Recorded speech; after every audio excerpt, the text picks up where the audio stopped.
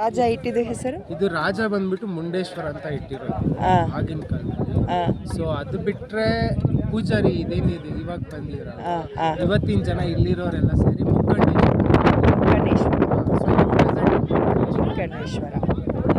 ಅದು ನೀವು ಒಂದು ಹಿಸ್ಟ್ರಿ ಹೇಳ್ತೀರಲ್ಲ ರಾಜ ಅದು ಅದೇ ನನಗೆ ಗೊತ್ತಿರೋ ಪ್ರಕಾರ ಒಬ್ಬ ರಾಜ ಏನ್ ಮಾಡಿದಾನೆ, ಅವನಿಗೆ ದೇವಸ್ಥಾನ ಕಟ್ಸಾದ್ಮೇಲೆ ಸೊ ಅವ್ನಿಗೆ ತುಂಬಾ ಒಳ್ಳೇದಾಗಿದೆ. ಯಾವುದೋ ಒಂದು ಸಿಚುವೇಶನ್ ಇಂದ ಅವನು ಈ ಕೋಟೆನ ಈ ಜಾಗನ ಬಿಟ್ಟು ಆಚೆ ಹೋಗ್ತೀನಿ ಅಂತ ಡಿಸೈಡ್ ಆದಾಗ ಇಬ್ರು ಬ್ರಾಹ್ಮಿನ್ಸ್ಗೆ ಈ ದೇವಸ್ಥಾನನ ಡೊನೇಟ್ ಮಾಡ್ತಾನೆ. ಹೇಗೆ ಅಂತ ಅಂದ್ರೆ ಈ ದೇವಸ್ಥಾನ ಪ್ರತಿ ದಿವಸ ಪೂಜೆ ಮಾಡ್ಬೇಕು, ಒಂದೇ ಒಂದು ದಿವಸ ಪೂಜೆ ನಿಲ್ಬಾರ್ದು.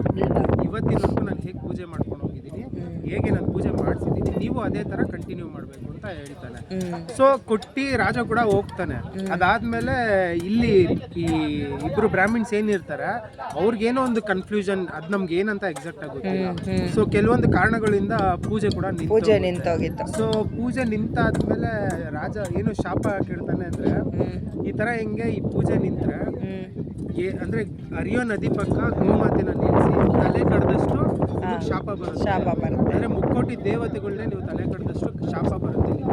ಸೊ ಯಾವುದೇ ಕಾರಣಕ್ಕೂ ಈ ಪೂಜೆ ನಿಲ್ಬಾರ್ದು. ಬಟ್ ಅವ್ರು ಅದೇ ನೆಗೆಟಿವ್ ಇಂದ ದೇವಸ್ಥಾನ ಇವತ್ತಿನವರೆಗೂ ಮುಂದೆ ಬರ್ತಾ ಇಲ್ಲ. ಇವಾಗೇನೋ ನಿಮ್ಮಂತವ್ರು ಕೈ ಇಟ್ಟರೋದ್ರಿಂದ ಮುಂದೆ ಬಂದ್ರೆ ಸಾಕು. ನನಗೆ ಖಂಡಿತ 4 ಜನದ ವಿಷಯ ಅಷ್ಟೇನೆ. ಯಾಕಂದ್ರೆ ನಾಳೆ ಇವತ್ತು ನಮ್ಗಿಲ್ಲ ಅಂತವ್ರು ನಾಳೆ ದಿವಸ ನಮ್ಮ ಮಕ್ಕಳು ನೋಡ್ಬೇಕು. ಹೌದೌದು.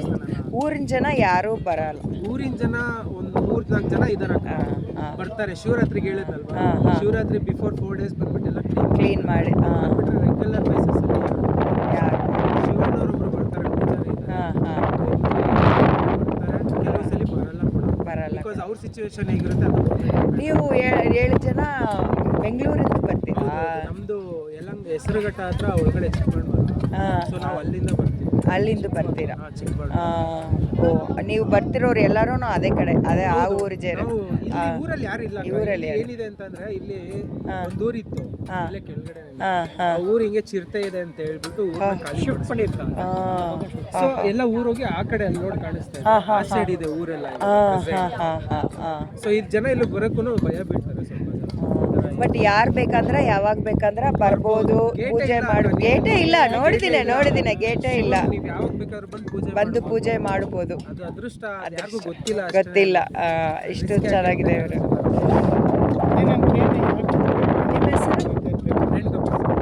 ಹೆಸರು? ತುಂಬ ಸಂತೋಷ ನೀವು ಬಂದು ಇಲ್ಲಿ ಎಲ್ಲ ಮಾಡ್ತೀರಾ. ಬಂದಿದ್ದೇನೆ, ನಾನು ಭಯನೇ